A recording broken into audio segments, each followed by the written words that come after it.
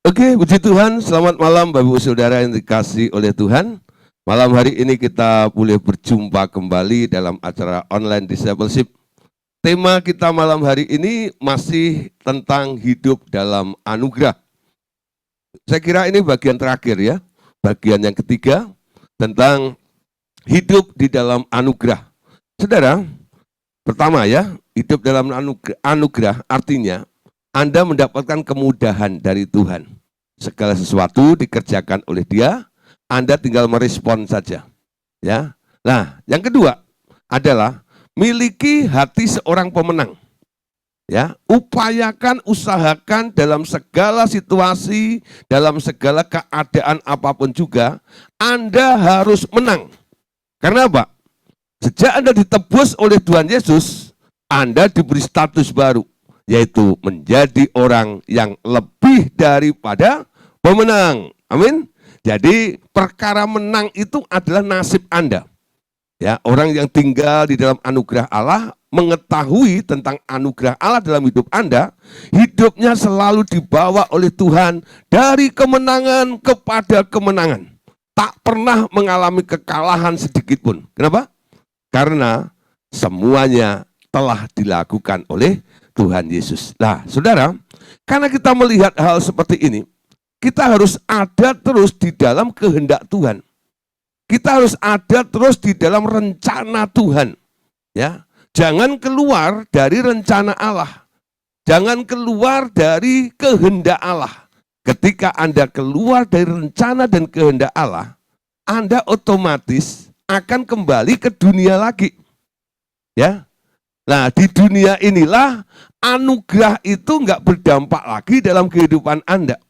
Jadi, ada dua hal ya, ketika Tuhan Yesus menyelamatkan Anda itu kan dipisahkan dari dunia ini. Lalu ditempatkan di satu tempat namanya kerajaan surga. Di dalam kerajaan surga itu sistemnya berbeda dengan apa yang ada di dalam dunia atau di bumi ini. Ya, nah, ketika kita ada di dalam kerajaan surga, segala sesuatu bisa Anda lakukan dengan mudah. Kenapa? Hukumnya memang begitu. Tapi ketika Anda merosot kembali dengan berpikir dan mengingini dunia itu lagi, Anda akan hidup dalam tekanan atau hidupmu menjadi berat lagi. Semua harus Anda upayakan. Anda bukan lagi berasal dari kemenangan menuju kemenangan, tapi dari kekalahan yang berjuang untuk menjadi menang. Beda ya? Jadi Anda itu bukan beranjak dari kalah menjadi menang, tidak. Tuhan menaruh Anda di satu kondisi namanya menang atau daerah kemenangan. Dari kemenangan kepada kemenangan. Amin. Jadi Anda bukan sedang berjuang untuk keluar dari daerah kekalahan untuk masuk kemenangan. Amin. Nah, ini penting ya. Nah, malam hari ini, saudara, untuk menjaga stamina Anda, supaya Anda terus tetap menang di dalam Tuhan, Anda harus tinggal terus di dalam hadirat Allah. Amin. Nah, saudara, hadirat Allah itu adalah tempat yang paling indah yang harus menjadi kesukaan bagi setiap anak-anak Allah yang telah ditebus oleh darah Tuhan Yesus. Ya, hadirat Allah ini adalah sesuatu yang sangat-sangat nyaman ketika Anda boleh menikmati di dalam hadirat Allah itu. Bapak saudara, kenapa kita harus tinggal di dalam hadirat Allah? Sekarang kita lihat di sini ya. Saudara, kita perhatikan dulu satu ayat ini. Kalau di buku Anda itu ditulis di bagian akhir, tapi saya munculkan dulu di bagian pertama supaya Bapak Saudara boleh mengetahui dasarnya ya. Kenapa kita harus tinggal di dalam hadirat Allah? Markus 1 ayat yang ke-35. Pagi-pagi benar, waktu hari masih gelap, Yesus bangun dan pergi keluar. Ia pergi ke tempat yang terpencil dan berdoa di sana. Ya, pagi-pagi benar, waktu hari masih gelap, Yesus bangun dan pergi keluar. Ia pergi ke tempat yang terpencil dan berdoa di sana. Bapak saudara, ayat ini sebenarnya sudah sering saya baca. Dari kecil saya sudah membaca Alkitab. Jadi tahu tentang cerita Tuhan Yesus berdoa sendirian di situ. Tapi ayat ini terjadi menjadi rema dan memiliki pengertian yang baru ya di dalam kehidupan saya. Sejak saya kira-kira tahun 89 kalau nggak salah ya, 88 atau 89. Ketika itu saya masih praktek di gereja Pantai Kosta di Indonesia Nganjuk. Ya, lalu sama gembalanya kami tim ya pengerja dan beberapa diaken dan orang-orang ini kita rombongan ke Prigen ya, ke daerah Malang sana. Nah, di situ ada bukit doa yang didirikan oleh gereja Pantai Kosta Pusat Surabaya. Nah, disitulah kami ketemu dengan seorang hamba Tuhan ya. Nah, di situ ternyata ya hamba Tuhan ini memang unik ya. Jadi dia hari Sabtu dan Minggu dia ada di Surabaya. Lalu hari Senin sampai hari Jumat dia terus ada di bukit doa itu. Nah, jadi kenapa dia begitu getol selama 5 hari dia selalu ada di situ ya. Hamba Tuhan itu namanya Pak Yusak Wijaya. Saya baru ingat tadi ya, Pak Yusak Wijaya. Saya lihat ya, khotbahnya nggak terlalu spektakuler. Tapi saudara, orang ini kalau ngomong kok powerful ya. Setiap perkataannya itu selalu menyentuh dan mengena di dalam setiap hati orang yang diajak ngomong. Artinya apa? Itu seperti anak panah yang tepat sekali menusuk seperti itu loh. Ya. Kenapa seperti itu? Orang kok bisa tajam ya? Ngomong itu lah, nggak banyak ngomongnya, ya. Ngomongnya nggak yang aneh-aneh. Tapi setiap apa yang dikatakan itu selalu menjadi jawaban dari apa yang sedang menjadi pertanyaan di dalam kehidupan Anda. Ya. Nah, akhirnya ketika kami di GPD Nganjuk dan Caruban, Kertosono dan sebagainya bikin retreat remaja yang judulnya Kami Siap Membangun itu. Nah, kami undang beliau untuk menjadi pembicara utama di dalam retreat itu. Nah, dari situlah kami mulai mengenal, ya. Nah, saudara, lalu beliau itu di tengah-tengah ya kesenggangan itu dia cerita, ya beliau itu cerita gini. Pentingnya kita punya waktu, ya. Bukan berapa banyak atau berapa hebat apa yang kita punya, ya. Tapi kekuatan dia adalah cuma satu, punya waktu duduk ya di dalam hadirat Tuhan. Lalu saya tanya iseng-iseng kepada Pak Yusak Wijaya ini, Om, ya, Om berhari-hari ada di tempat itu, kan nggak selamanya banyak tamu seperti kami datang kayak seperti itu ya. Lalu apa yang Om lakukan di tempat itu? Lalu dia bilang ini, saya ya hanya menyembah saja. Kok nggak bosan ya dalam menyembahnya? Apakah Om berbahasa roh terus? Oh enggak. Betul nggak itu? Banyak orang itu kalau bicara tentang penyembahan, dia berpikir harus berbahasa roh dan sebagainya ya.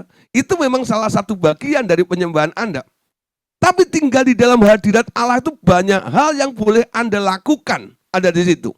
Selain Anda berbahasa roh, selain Anda bersyukur, selain Anda bermazmur kepada Tuhan, Anda juga boleh duduk cuman diam. Nah, ketika Anda berbahasa roh, Anda dengan sukacita, apalagi kalau ada temannya, ya, semangatnya luar biasa ya. Ayo terus lagi, sampai suaranya serak-serak gitu. Bermazmur karena Anda merasa kebaikan Tuhan, ya. Banyak alasan yang boleh Anda katakan kepada Tuhan, Tuhan Engkau baik, Tuhan Engkau besar dan sebagainya. Tapi satu hal ini, ya, diam menunggu, ya. Tuhan bicara, mendengarkan dia. Itu bagian yang kadang-kadang ya terlewatkan. Kenapa bagian ini sering terlewatkan? Karena perkara ini Anda anggap sesuatu yang membosankan. Sesuatu yang simpel, sesuatu yang mudah, tapi tak pernah Anda lakukan. Kenapa? Saking gampangnya, cuman duduk, diam, mendengar dia berbicara. Dia intervensi di dalam kehidupan Anda. Lalu Pak Yusak ini bilang begini, itulah kekuatan kami. Bukan apa yang saya sampaikan kepada Tuhan, tapi apa yang Dia berikan kepada kita. Ya. Nah, Saudara, ketika saya dapat penjelasan itu, saya mengerti ya arti dari dimensi hadirat Allah itu. Banyak orang bicara tentang hadirat Allah. Ya, ketika orang berbicara tentang hadirat Allah, ya, paling banyak saya perhatikan ya, orang ini bicara tentang apa? Tentang anointing, tentang urapan dan sebagainya. Nah, di dalam hadirat Allah ini sebenarnya ini seperti sebuah kurungan. Ya. Anda dikurung ada di tempat itu. Supaya dunia tidak mempengaruhi Anda lagi. Tuhan sendiri yang akan intervensi, yang akan mempengaruhi hidup Anda. Karena Tuhan penuh di dalam hidup Anda, nanti pancaran kemuliaannya itu akan terjadi di dalam hidup Anda. Amin. Ingat Musa, Saudara. 40 hari, 40 malam, jumpa Tuhan di Gunung Horeb. Tuh, ngapain Musa di sana? Apakah Musa itu ngedumel? Apakah Musa itu curcol sama Tuhan? Oh enggak. Musa hanya duduk. Musa hanya diam. Musa hanya mendengarkan. Dia hanya melakukan apa yang diinstruksikan Tuhan di tempat hadirat itu. Ketika dia turun, seluruh bangsa Israel bilang begini, Musa, tutupi wajahmu dong, silau men, gitu ya. Itu pancaran kemuliaan Allah sebenarnya ada di dalam hatinya Musa ini, sampai terekspresi, sampai di wajahnya Musa. Wajah Musa itu sampai bersinar, ya. Lah, membuat orang Israel semuanya silau dengan kemuliaan seperti itu. Nah, Saudara, bicara tentang hadirat Allah atau masuk dalam hadirat Allah. Sebenarnya Anda sedang terkurung ada di tempat itu ya. Dikurung di tempat itu. Jadi saya bisa menyimpulkan gini, hadirat Allah itu semacam kurungan. Anda masuk dikurung di tempat itu. Untuk apa Anda dikurung? Ketika saya merenungkan, ya Roh Kudus memberitahu tentang hadirat Allah itu adalah sebuah kurungan. Nah, Saudara, di sini saya mulai menangkap ada dua hal, ya, ada dua kisah atau dua contoh di dalam Alkitab. Orang-orang yang pernah dikurung, ya. Contoh pertama adalah Yusuf. Kalau Anda tahu ya, Yusuf itu mendapatkan visi dari Tuhan. Yusuf itu mendapatkan berita yang baik dari Tuhan, bahwa Tuhan akan menjadikan Yusuf itu menjadi orang yang hebat, orang yang terkenal, menjadi leaders, menjadi seorang pemimpin, ya. Tapi apa yang menjadi rencana Allah itu tidak terjadi begitu saja. Yusuf harus masuk satu proses, namanya kurungan itu ya. Nah, Anda tahu Yusuf harus masuk dulu sumur. Yusuf harus ada di tempatnya Potifar. Yusuf harus masuk ke dalam penjara. Berapa tahun? Kurang lebih 13 tahun. Ya. Setelah keluar, Anda lihat, tidak ada satu orang pun yang bisa melawan Yusuf. Ya. Rencana Allah digenapi ketika dia keluar dari hadirat itu, dari kurungan itu. Tapi kurungan itu pun nggak enak. Karena apa?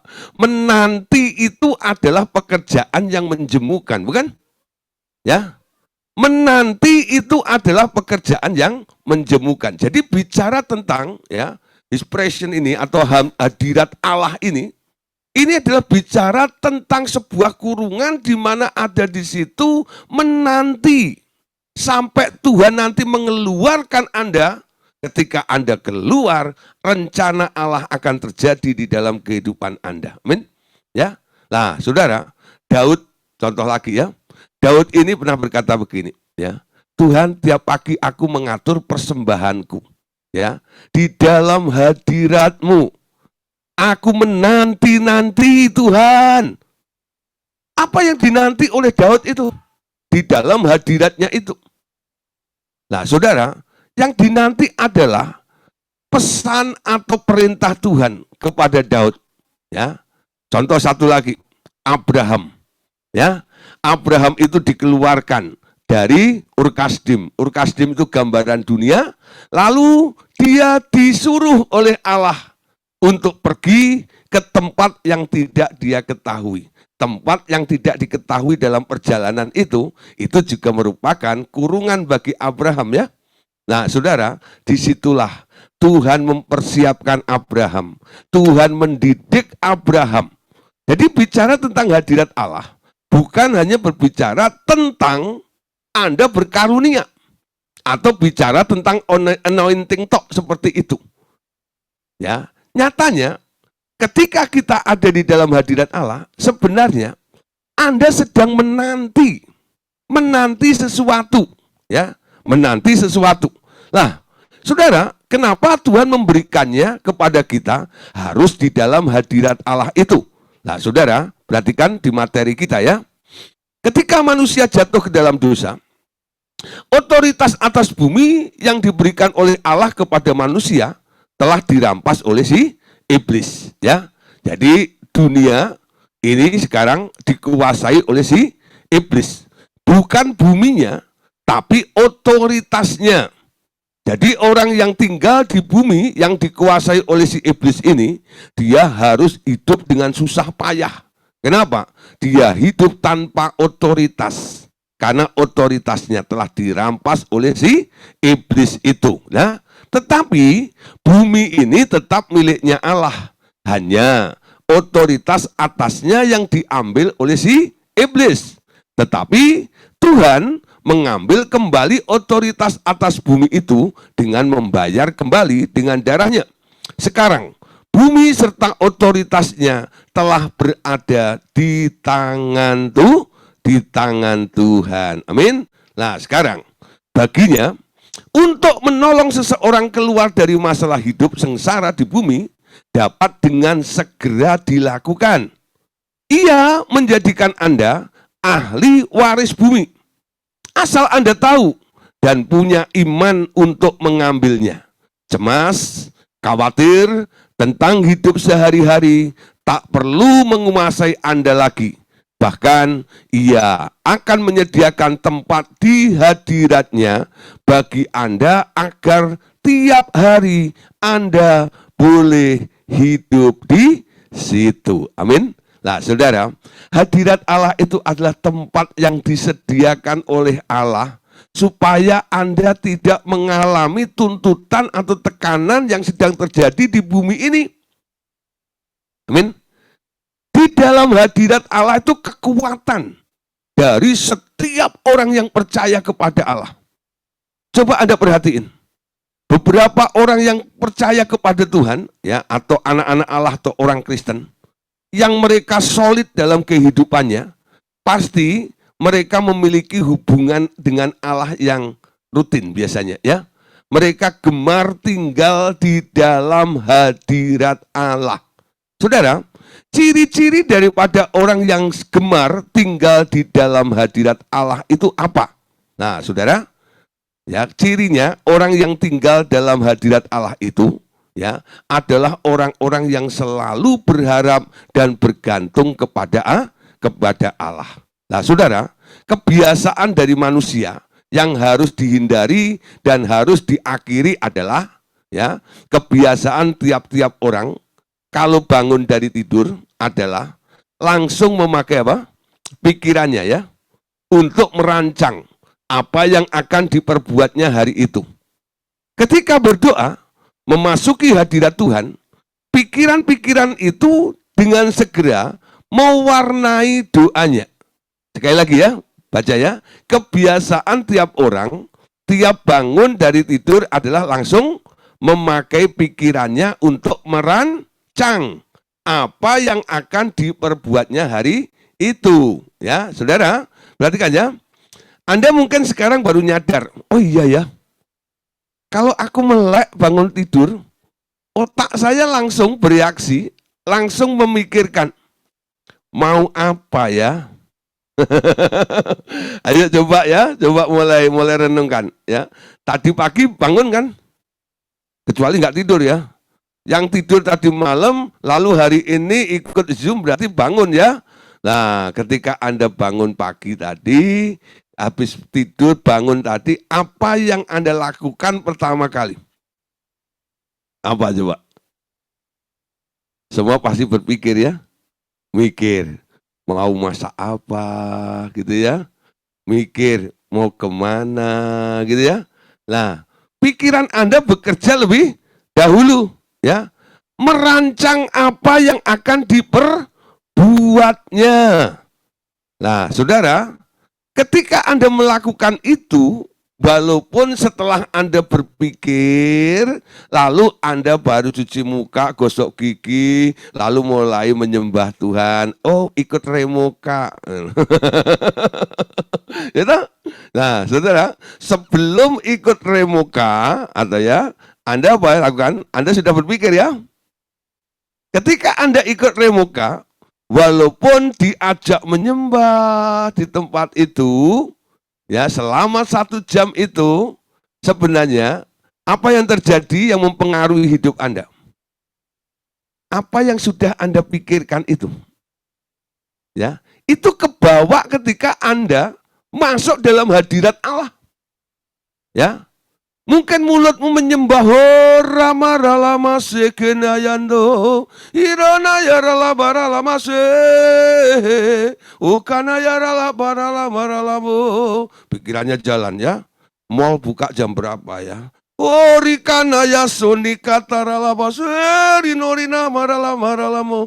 Bubur nanti itu di mana yang enak? Oh, kinaya takori maralamu. Sudah mau ketemu cukong tadi ya. Bos itu nanti dapat kang tahu berapa. Muncul semuanya. Betul enggak ya? Nah, di dalam hadirat Allah, tubuhmu ada di situ. Mulutmu menyembah Tuhan. Ya, tapi pikiranmu melayang-layang kemana-mana. Pikiranmu nggak fokus. Ketika pikiranmu tidak fokus, Anda nggak dapat apa-apa. Betul? Nah, Anda nggak dapat apa-apa. Anda hanya berharap Tuhan setuju dengan apa yang sedang Anda pikirkan. Jadi Anda menyodorkan ide gagasanmu kepada Tuhan sebagai plan atau bentuk rancangan. Tuhan, hari ini aku mau ini. Semoga di dalam hadirat-Mu, urapan-Mu menyertai kami, sehingga apa yang kami rancangkan ini semuanya akan berhasil hari ini. Amin. Sepanjang hari Anda melakukan rancanganmu sendiri. Padahal Tuhan pengen ngomong kepada Anda. Padahal Tuhan ingin memberikan sesuatu kepada Anda. Tapi pikiranmu telah penuh dengan rancangan-rancangan yang Anda buat ketika matamu melek. Ketika bangun tidur itu loh. Walaupun Anda terus itu berdoa. Betul nggak ya? Nah, banyak orang berpikir, kalau disertai Tuhan, ya, ada urapan Allah mengalir, lalu rencana Anda itu jadi, ya, terjadi semuanya. Ya, apa yang Anda pikirkan, Anda rancang itu semuanya berhasil.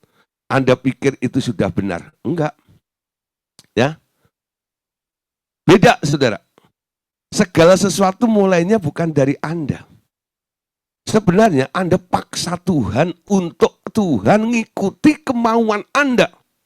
Nah, orang yang semacam ini karena keinginan Anda itu jenisnya baik, jadi Anda hanya masuk di daerah baik saja.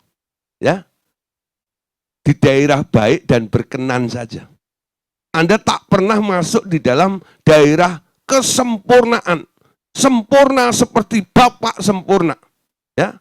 Melakukan seperti apa yang Tuhan inginkan, rancangkan di dalam kehidupan Anda. Jadi, Saudara, apa yang harus kita lakukan sekarang? Bangun tidur, jangan berpikir dulu. Kosongkan pikiran Anda. Lalu Anda masuk dalam hadirat Allah dengan bejana yang kosong, tanpa tuntutan sedikit pun, tanpa keinginan sedikit pun. Cuman satu keinginan, kalau itu harus ada, masih ada di dalam kehidupan Anda.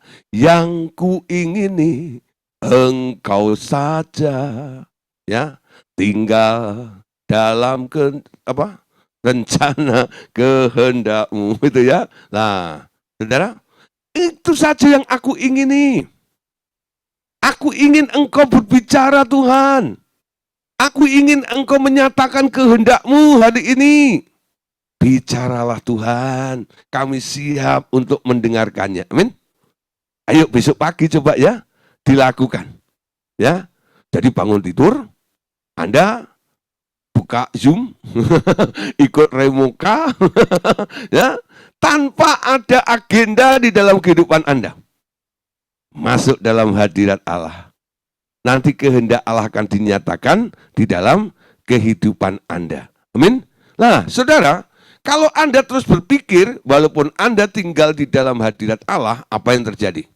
Pikiran-pikiran itu akan membawa Anda keluar dari damai sejahtera Allah.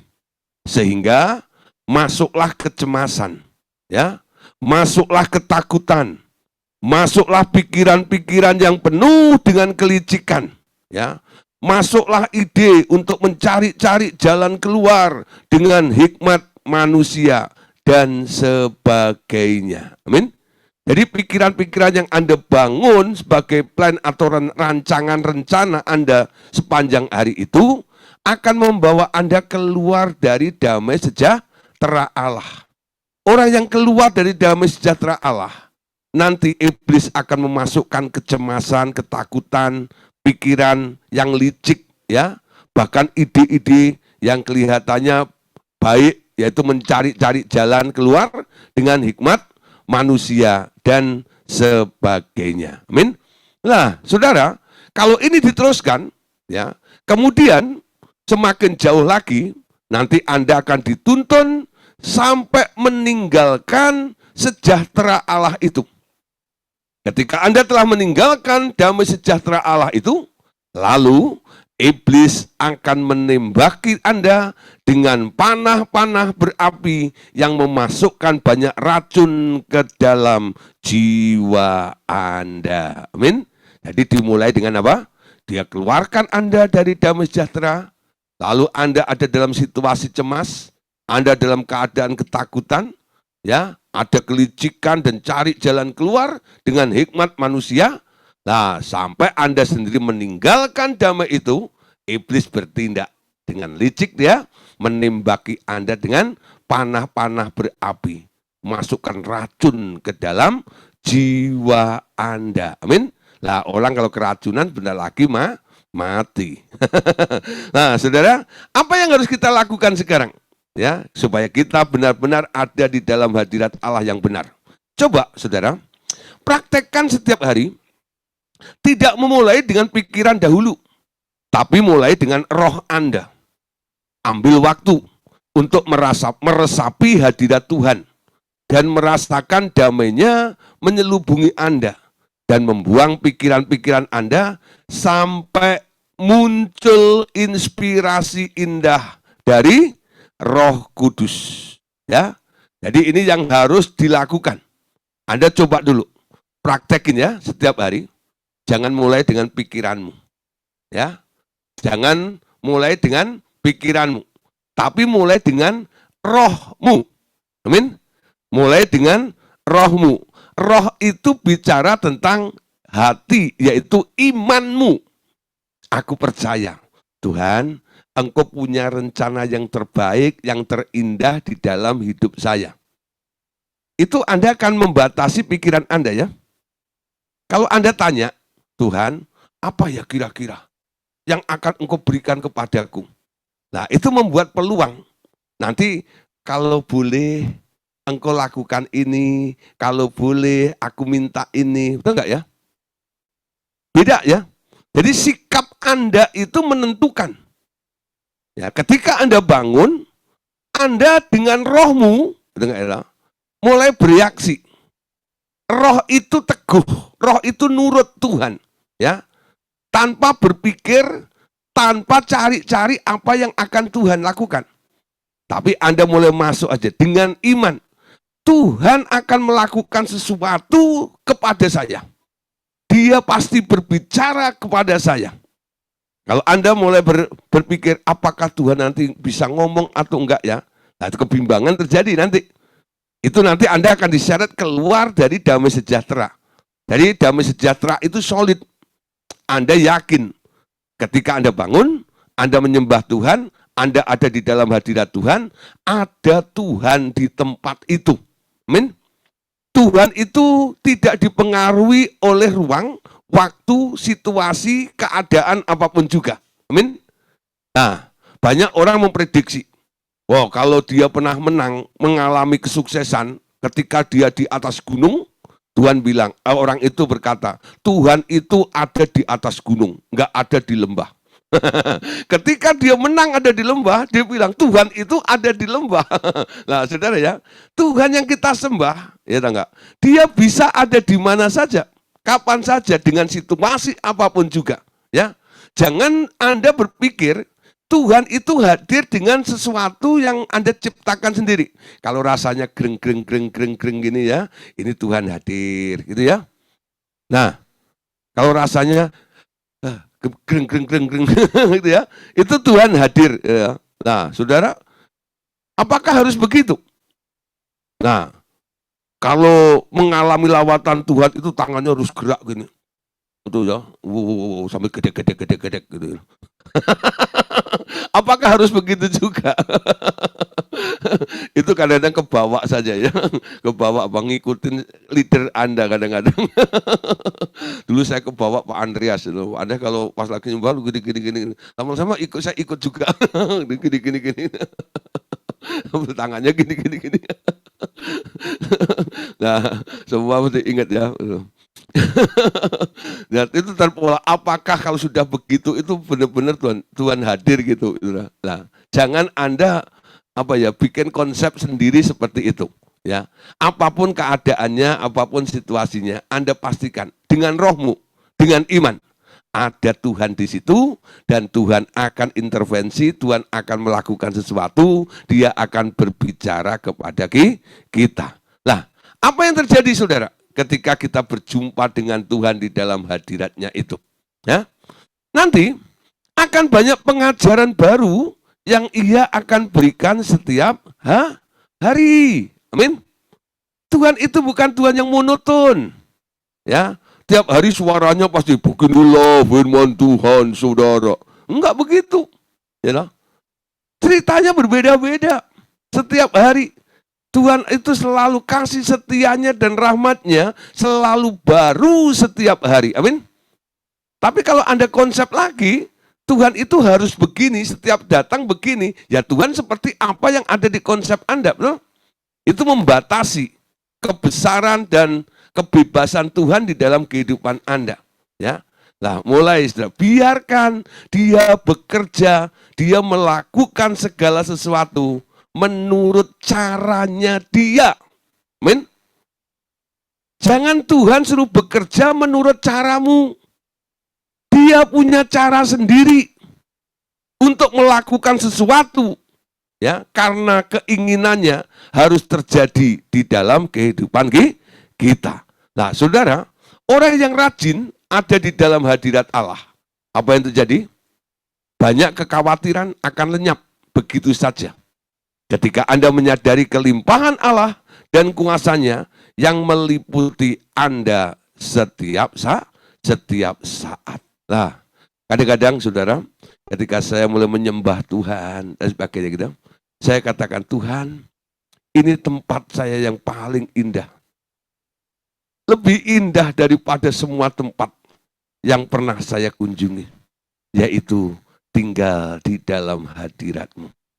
Terus saya mulai menyanyi, memuji Tuhan, kadang-kadang pakai gitar, kadang pakai keyboard. Saya bilang, di hadirat-Mu aku puas. Di hadirat-Mu aku bebas, di hadirat-Mu ada terang, ya, kehidupanku. terus dan sebagainya. Tuhan, di hadirat-Mu aku boleh puas. Amin. Kepuasan yang luar biasa ketika kita ada di dalam hadirat Tuhan. Lawatan Allah terjadi di dalam kehidupan Anda ketika Anda di dalam hadirat Tuhan. Itu membuat Anda puas. Amin. Walaupun masalahmu mungkin belum terselesaikan. Ya. Harapanmu belum tercapai. Tuhan baru ngomong di dalam hadiratnya itu. Aku mau melakukan ini untukmu. Tapi ada kepuasan. Karena Anda tahu siapa yang berbicara itu. Siapa yang berjanji itu. Dia yang berjanji, dia juga yang akan menepati janjinya itu. Amin. Semua yang keluar dari mulut Allah tidak pernah kembali dengan sia-sia. Allah yang mengatakannya, dia juga yang akan menggenapinya di dalam kehidupan kita. Amin. Jadi mendengarkan suara Tuhan, mendengar instruksi Tuhan di dalam hadirat Allah, itu membuat saya jadi puas. Kenapa? Saya dengar sebuah konfirmasi, sebuah instruksi dari pribadi yang tak pernah ingkar janji. Dan selalu pasti akan menggenapinya di dalam kehidupan kita. Amin. Janjinya seperti itu. Nah saudara, coba hari ini ya. Anda ketemu 1000 orang. Yang janji kepada Anda semuanya. Dari 1000 orang itu, berapa yang menggenapi janjinya? Mungkin 1000-1000-nya nggak pernah menggenapi janji Anda. Janjinya kepada Anda. Ketika Anda tagih, Anda ingatkan janjinya, itu dia cuma bilang tarsuk-tarsuk aja ya. Nah, tapi kalau Anda, ya walaupun 1000 orang nggak pernah menjanjikan kepada Anda, tapi satu pribadi, Tuhan menjanjikan sesuatu kepada Anda. Itu jauh lebih berharga daripada 1000 orang menjanjikan sesuatu kepada Anda. Amin. Karena apa? Tuhan itu janjinya pasti digenapi dalam kehidupan kita. Amin. Nah, saudara, setelah itu, setelah kita ada di dalam hadirat Allah, Tuhan hadir, kita mulai berjumpa dengan Dia. Apa yang kita lakukan lagi di dalam hadirat Allah itu? Ya, menyadari kelimpahannya, Allah dan kuasanya yang meliputi dalam kehidupan Anda. Nah, setelah itu, saudara, setelah itu biasakan Anda baca koran pagi. Amin. Anda baca koran Pak? Koran pagi. Pak, sorry Pak, saya nggak langganan koran. Ya Allah. Saya langganan bubu. Untuk anak-anak saya, ya toh? Nah, saya nggak langganan koran Pak. Saudara, bukan koran-koran itu. Oke ya. Istilah koran di sini adalah berita yang datangnya dari Tuhan. Ya, baca koran pagi. Kenapa orang baca koran pagi? Kalau Anda cari ya, koran gitu, lalu Anda baca. Ketika Anda membaca koran itu apa sih tujuannya? Orang membaca koran itu tujuannya apa? Ya iseng-iseng aja Pak. Daripada bosen nunggu. Tadi Pak Andreas itu janji mau ngajak makan bakmi, saya tunggu di sini itu. Kok lama-lama nggak datang, ada koran ya saya baca aja, bilang gitu ya. Apa gitu? Ada sih beberapa orang ya. Saya pernah satu kali itu nunggu orang nih di lobi hotel ya. Karena saya janjian mau konseling sama orang itu, cari tempat yang enak di mana ya. Akhirnya dia usulkan di lobi hotel Citraland saja Pak ya, kita ketemu di sana. Oke. Akhirnya saya tunggu di sana. Janjian jam 1 sudah. Saya jam 1 kurang seperempat udah ada di situ. Dia nongol jam 2 sudah. Puji Tuhan. Tunggu ya. Untung sabar, sudah. Lah, sudah 1/4 jam itu, ya saya lalu lalang sini, gitu. Pengennya nyebrang aja lewat lorong itu kan bisa masuk mallnya gitu ya. Lah nanti kalau orangnya datang gimana gitu. Udahlah, saya tunggu ya di lobi itu. Lah kebetulan ada koran, saya baca. Saya baca koran itu sebenarnya cuma iseng buang waktunya saja ya. Tapi kebanyakan orang saudara, baca koran itu untuk apa sih? untuk mencari berita. Ada berita apa ya yang ditulis di koran hari ini? Ya, ada berita apa ya? Lalu ketika dia baca koran, dia menemukan, oh, Gunung Krakatau sedang panas dingin. Hati-hati yang di Banten. Gitu ya. Isinya begitu ya. Ketika Anda mendengar yang itu, dak dik duk. Oh ya, anak saya ada di Tangerang. Nah, telepon langsung. Hei, udah baca koran belum? Udah dengar berita belum? Udah enggak ya? Dia panik ketika baca koran itu, betul? Nah, berita itu bisa membuat damai, bisa membuat panik ya. Nah, saudara, itu baca koran namanya. Amin. Baca koran itu mencari berita. Kalau di dalam hadirat Allah, siapa yang nyediain koran? Baca koran apa di dalam hadirat Allah itu? Kecuali Anda bawa sendiri nih ya. Udah nyembah Tuhan dan sebagainya, Anda ambil koran Anda baca. Itu lain lagi. Di dalam hadirat Allah nggak ada ya. Di gereja nggak disediain koran ya. Lah saudara, setelah itu biasakan baca koran pagi. Artinya apa? Anda cari berita. Tanya kepada Roh Kudus. Mungkin ditaruh di hati Anda, mungkin sebuah kotak ya, Anda ditaruh, aku kok diingatkan tentang Ukraina, gitu ya, Ukraina. Anda boleh tanya kepada Tuhan ya, Tuhan, apa yang terjadi di Ukraina? Apa yang harus dilakukan sebagai orang percaya untuk bangsa Ukraina ini? Ya, nanti Roh Kudus akan menuntun sesuatu yang Anda harus lakukan. Doa untuk orang-orang di Ukraina. Amin. Lah umpama gitu ya. Lah itu mencari tahu, baca koran pagi namanya. Lah mintanya kepada Roh Kudus ya, kepada Roh Kudus. Nah, di sini minta Roh Kudus beritahu hal-hal penting yang terjadi di sekitar rumah tangga Anda, kota Anda, orang-orang yang Anda kenal, hal-hal penting lain yang terjadi di negara dan di dunia. Juga segala hal yang menyangkut dunia roh di sekitar Anda tentunya. Setelah itu, baru berdoa bagi hal-hal itu, yaitu hal-hal yang dinyatakan oleh Tuhan, yang Anda doakan, ya. Berdoa bagi hal-hal itu ya, yang Anda dengar dari Tuhan maksudnya.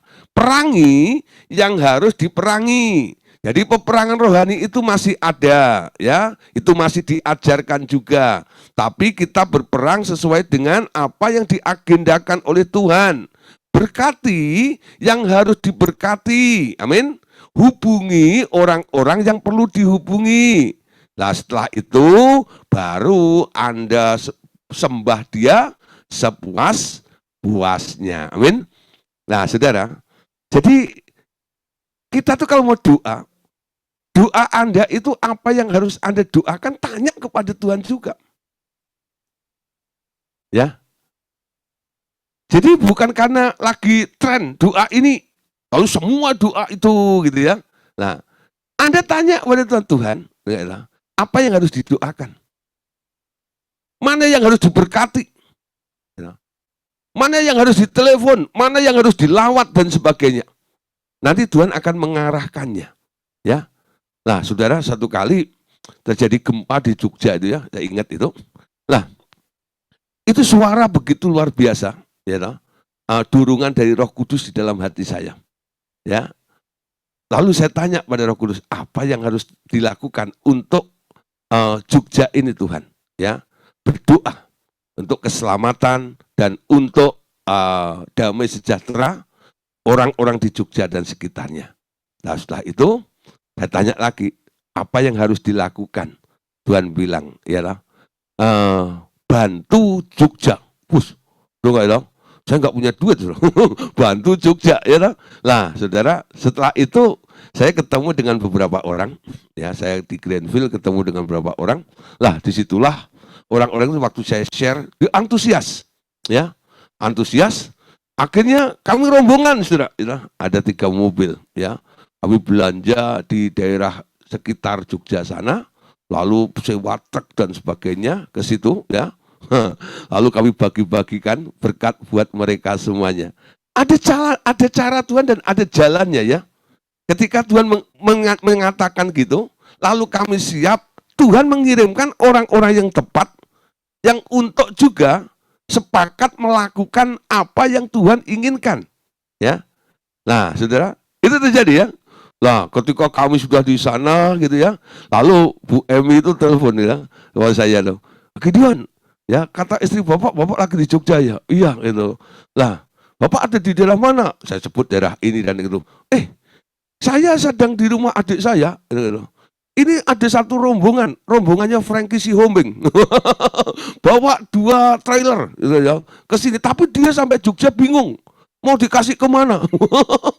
Nah, saudara, ada yang sudah siap, ya toh, dia bisa merekrut dan mengumpulkan begitu banyak sumbangan, tapi sampai sana dia bingung mau diapain dan sebagainya. Ya. Jadi ada model dari sini kita lihat ya. Jadi dari awal dia nggak dipimpin, ditentukan untuk daerah mana, tek gitu ya. Nah, kok saya bisa dengan teman-teman itu langsung tahu daerah mana itu? Tuhan itu bikin channelnya. Ketika semuanya sudah siap, tahu-tahu saudara, ada orang yang mengerti daerah sana. Kami dihubungkan gitu ya. Nah, sehingga sumbangan itu bisa masuk dan sampai ke tangan mereka. Ya. Karena banyak sabotase loh. Kalau udah sumbangan gitu ya, 1 truk itu Anda taruh di pos ini, belum tentu nyampe ke sana. Betul nggak? Itu ceritanya orang begitu. Nanti dikorupsi ya di situ. Jadi yang nggak membutuhkan malah dapat, yang membutuhkan malah nggak dapat sebenarnya. Seperti itu. Nah, saudara, kalau kita tanya Tuhan, Tuhan nanti akan arahkan sampai detail-detailnya. Ya, coba mulai belajar ya, baca Quran, lalu mendengar instruksinya Tuhan. Tuhan akan bawa kepada pengalaman-pengalaman yang luar biasa. Amin. Nah, saudara, kalau kita masuk dalam hadirat Allah, belum tentu kadang-kadang situasinya baik-baik saja. Ya, kadang-kadang Tuhan izinkan kita mengalami yang namanya noda kelaparan. Ya, apa itu noda kelaparan? Banyak janji kelimpahan diberikan kepada orang yang dipenuhi Roh Kudus, bahwa berkat berlimpah akan dicurahkan baginya, sehingga tak ada lagi noda kelaparan, dan dengan iman Anda hidup dengan berhasil. Nah, saudara, Yeskiel pasal 36 ayat 27 sampai ayat 31, kita lihat di sini ya. Rohku akan kuberikan diam di dalam batinmu, dan aku akan membuat kamu hidup menurut segala ketetapanku dan tetap berpegang pada peraturan-peraturanku dan melakukannya. Dan kamu akan diam di dalam negeri yang telah kuberikan kepada nenek moyangmu, dan kamu akan menjadi umatku, dan aku akan menjadi Allahmu. Aku akan melepaskan kamu dari segala dosa kenajisanmu, dan aku akan menumbuhkan gandum serta memperbanyaknya, dan aku tidak lagi mendatangkan kelaparan atasmu. Aku juga memperbanyak buah pohon-pohonanmu dan hasil ladangmu, supaya kamu jangan lagi menanggung noda kelaparan di tengah bangsa-bangsa. Dan kamu akan teringat-ingat kepada kelakuanmu yang jahat dan perbuatan-perbuatanmu yang tidak baik, dan kamu akan merasa mual melihat dirimu sendiri karena kesalahan-kesalahanmu dan perbuatan-perbuatan yang keji. Ya, lah saudara, perhatikan di sini ada istilah yang disebut noda kelaparan. Ya, nah, ya, namun saudara di sini ada saat tertentu ini. Roh Kudus sengaja mengajar kita ya, mengajar Anda kembali untuk mengerti apa artinya kekurangan dan apa artinya kelimpahan. Bukan berarti terus-menerus lapar, tetapi situasi ini diizinkan sekedar menjadi pengajaran roh. Dalam keadaan seperti itu, nanti akan muncul reaksi yang menunjukkan apakah sebenarnya noda kelaparan masih ada di dalam Anda atau tidak. Ya, saudara. Kadang-kadang kita nggak sadar. Apakah di dalam diri Anda ada noda kelaparan atau tidak? Tuhan kadang-kadang izinkan situasinya. Anda diizinkan mengalami kekurangan. Dan itu tidak lama-lama sih. Tapi ketika peristiwa atau situasi itu terjadi di dalam kehidupan Anda, reaksi Anda itulah yang ditunggu oleh Tuhan, ya. Ketika Anda diberkati Tuhan, Anda pasti bersukacita, mengucap syukur dan sebagainya. Anda sudah setia melayani, Anda rajin ikut Zoom meeting dari Senin sampai Jumat setiap malam, dari setengah 8 sampai jam 10 malam, betul ya? Lalu keadaan Anda mengalami hal-hal yang tidak baik, yang tidak menyenangkan. Anda berpikir, aku dosa apa ya, salah apa ya, dan sebagainya.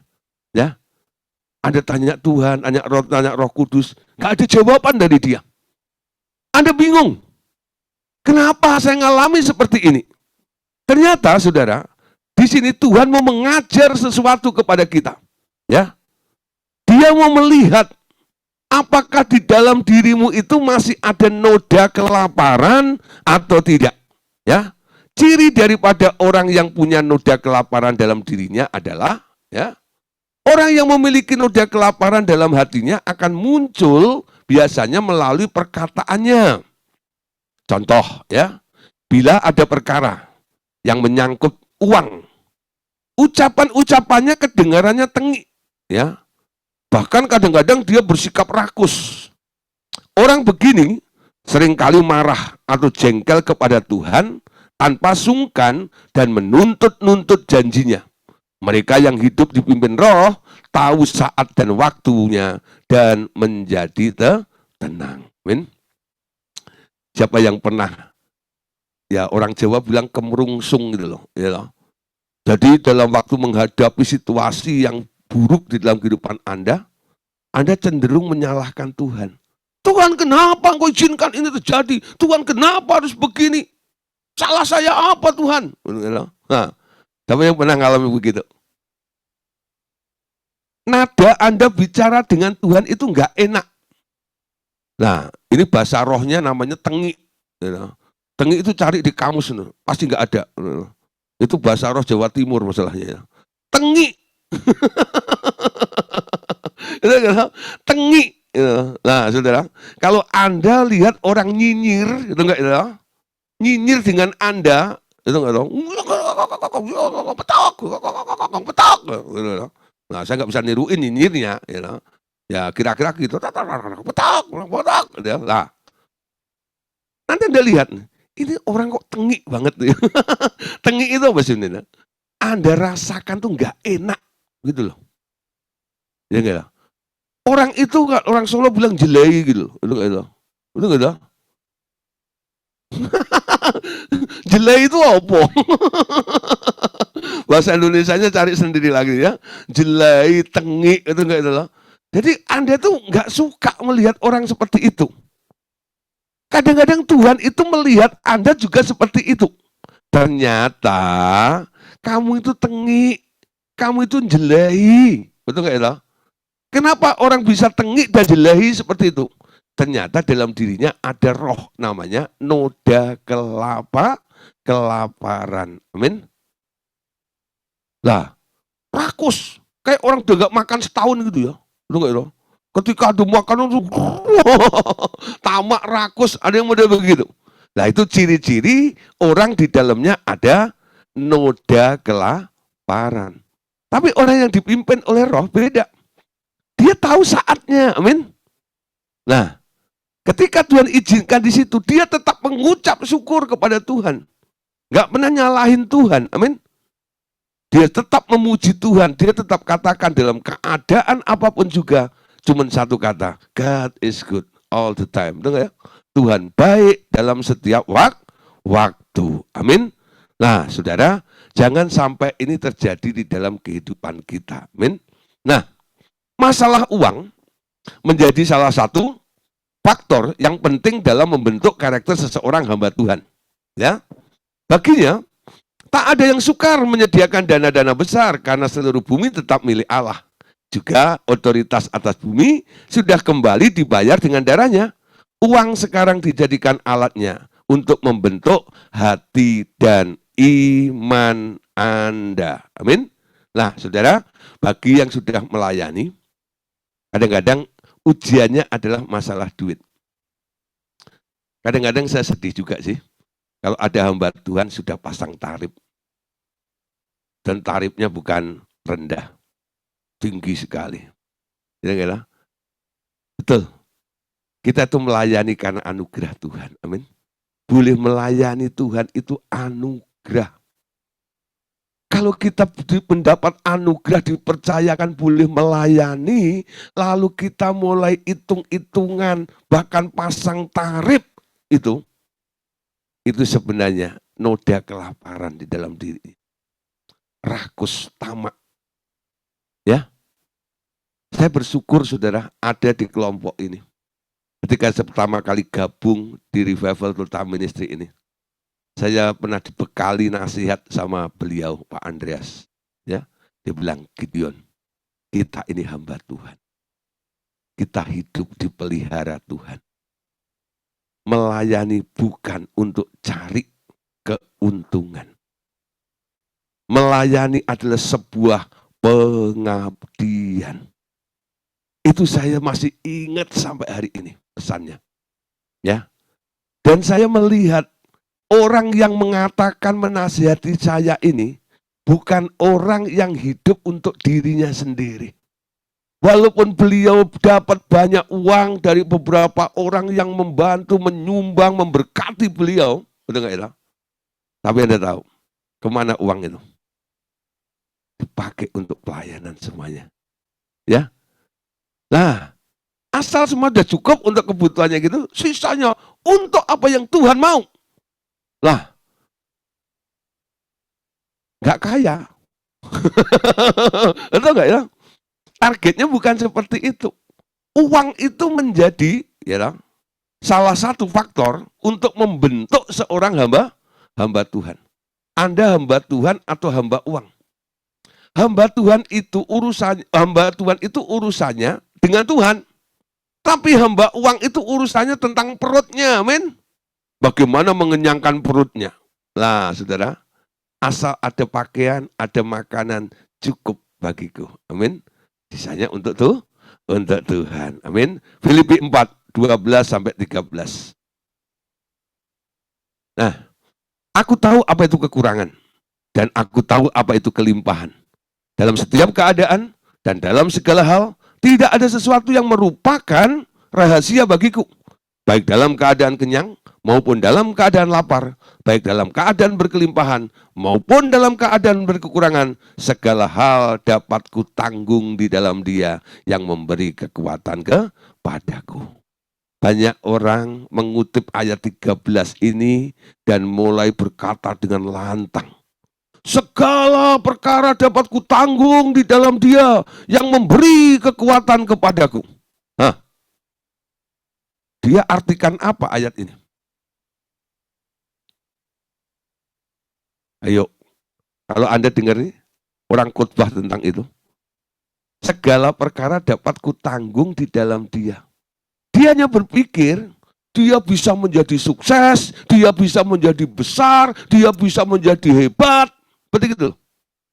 Tapi dia tak pernah berpikir kalau sampai dia mengalami kurang, apakah dia bisa menanggung tetap ada di daerah itu atau tidak? Kan segala perkara, amin. Ya. Banyak orang khotbah tentang segala perkara itu hanya kepada area yang positif, nanjak, naik, dan naik, betul? Kalau dia lagi diizinkan turun, ambles, apakah dia masih tetap stay di situ, tetap kuat menanggung? Nah, ingat nih, saudara ya. Jadi ayat ini bukan hanya mengacu tentang keberhasilan toh. Paulus bilang, aku tahu kekurangan, aku tahu kelimpahan. Betul nggak? Tidak ada yang rahasia bagiku. Semua orang tahu. Ya, ketika khotbah di sana, diajak makan di restoran yang terkenal, ya, hotel berbintang 5 sampai 7, ya, wah gitu enak ya. Nah, satu meja bisa 25 juta itu ya. Wow. Ya, wah, satu kali diajak makan di warteg. Apakah ketika diajak makan di warteg itu Anda bisa mengucap syukur nggak? Aku ini hamba Tuhan loh. Harusnya paling enggak di rumah makan Padang gitu, warteg. Nah, saudara merasa hina, gitu lah. Nah, saudara, coba saudara, kalau Tuhan izinkan perkara itu, Tuhan latih saya, saudara ya. Kadang-kadang Tuhan izinkan ada lebih dalam hidup saya. Kadang-kadang pernah saya ngalami hal sampai kurang. Betul, betul. Sampai saya istilahkan, saya pernah ngalami namanya puasa terpaksa. Saya nggak pengen puasa, tapi harus puasa. Karena apa? Nggak ada yang dimakan. Ya, nah ada beberapa makanan, itu aja saya bilang, saya ini buat anak-anak deh, kita nggak usah makan. Kencengin perutnya. Ya, nah saudara, ketika ada orang, ya saya ditelepon untuk doain ke rumahnya, pulang dibawain roti.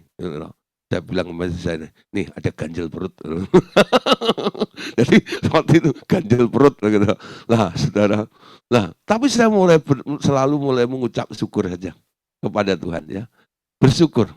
Dalam keadaan kelimpahan, saya bersyukur. Dalam keadaan kekurangan, saya tidak nyalahin Tuhan. Tidak komplain, Tuhan kurang apa saya? Saya sudah melayani sepenuh waktu. Kenapa engkau enggak berkati saya? Saya enggak mengungkit-ungkit seperti itu. Saya tahu Tuhan sedang izinkan untuk melatih. Reaksinya apa? Ketika reaksimu marah, ketika Anda sedang ada di situasi seperti itu, Tuhan mendeteksi, tuh ada noda kelaparan di dalam dirimu. Amin. Nah, masih adakah noda kelaparan dalam diri Anda? Tuhan mau cek ketika segala sesuatu tidak sesuai dengan apa yang Anda harapkan. Anda masih bisa bersyukur atau tidak dengan Tuhan? Amin. Nah, sekarang bagian terakhir, saudara. Kenapa kita masih diizinkan tinggal di dunia ini? Karena dunia ini adalah tempat yang tepat. Yaitu tempat untuk penyempurnaan. Amin. Ya, dunia ini tempat untuk penyempurnaan. Ya. Nah, banyak orang yang mengeluh di dalam dunia. Kenapa? Karena beratnya beban. Dan berpikir bila mati akan jauh lebih baik. Surga tempat yang menyenangkan. Mengapa harus berlama-lama di dunia? Justru orang begini biasanya tak diizinkan oleh Tuhan untuk segera mati. Kenapa? Ya, nah saudara Anda tahu ya, kadang-kadang banyak orang lagi kena pressing gitu, lalu nanti mulai itu, ya, oh Tuhan ambil saja nyawaku, lebih baik enak cepat mati. Nah, ya, cepatlah Tuhan gitu ya. Lalu dicari-cari, cari apa itu ya, mau mengakhiri hidupnya, gitu. Akhirnya diambil tali, taruh di atas rumput, ya nggak mati. Jadi lah, saudara, jadi orang seperti ini pengen mati meninggalkan dunia, lalu pergi ke surga yang menyenangkan, nggak mau lama-lama di dunia ini. Nah, Tuhan kadang-kadang nggak izinkan. Kenapa Tuhan nggak izinkan? Kita lihat ayatnya dalam Ibrani pasal 2, ayat yang ke-10. Sebab memang sepantasnya Allah baginya dan olehnya segala sesuatu dijadikan, yaitu Allah yang membawa banyak orang kepada kemuliaan, juga menyempurnakan perintis yang memimpin mereka kepada keselamatan melalui penderitaan. Amin. Nah, jadi saudara, penderitaan itu adalah sarana untuk sebuah penyempurnaan. Dunia ini tempat penderitaan. Kalau Anda sering mengalami penderitaan di dunia ini, dan Tuhan izinkan Anda menyentuh penderitaan itu, artinya Tuhan sedang mengikis Anda untuk Anda menjadi sempurna. Amin. Dunia adalah tempat terbaik untuk menyempurnakan seseorang. Ia menghendaki manusia beriman yang disempurnakan imannya di dalam dunia, karena justru di sinilah tempat setan-setan itu dibuang. Di tempat lain tak ada setan-setan yang dapat dimanfaatkan untuk pertumbuhan iman. Dan ia menantikan para pemenang keluar dari dunia memasuki surganya. Amin. Nah, Ibrani 12 ayat 1 sampai 2. Karena kita mempunyai banyak saksi. Bagaikan awan yang mengelilingi kita, marilah kita menanggalkan semua beban dan dosa yang begitu merintangi kita. Dan berlomba dengan tekun dalam perlombaan yang diwajibkan bagi kita. Marilah kita melakukannya dengan mata yang tertuju kepada Yesus yang memimpin kita dalam iman. Dan membawa iman kita itu kepada kesempurnaan yang dengan mengabaikan kehinaan, tekun. Memikul salib ganti sukacita yang disediakan bagi Dia yang sekarang duduk di sebelah kanan tahta Allah. Saudara, hidup di dunia ini sebenarnya hanya pertandingan. Amin. Nah, marilah kita melakukannya dengan mata yang tertuju kepada Yesus. Sebenarnya apa yang diinginkan oleh Allah?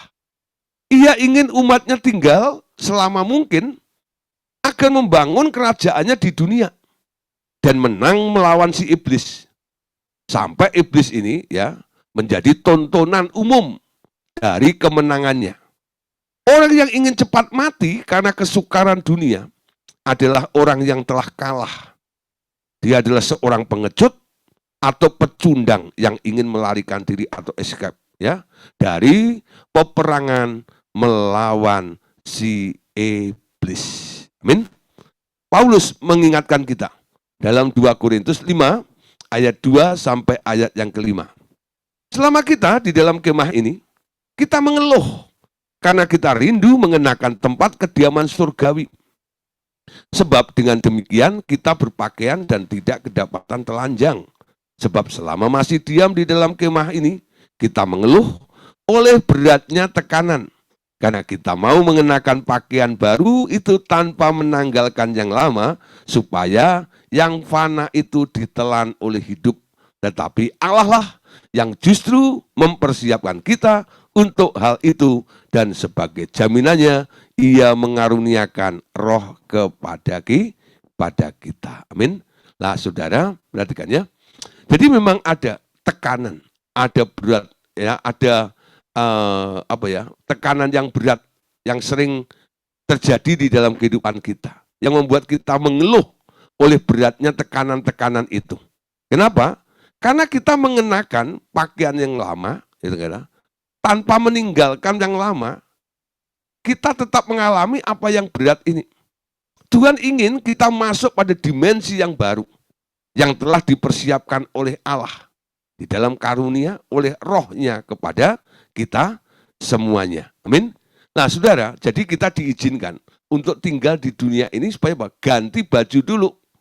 Dari baju yang lama sampai kita mengenakan baju yang baru.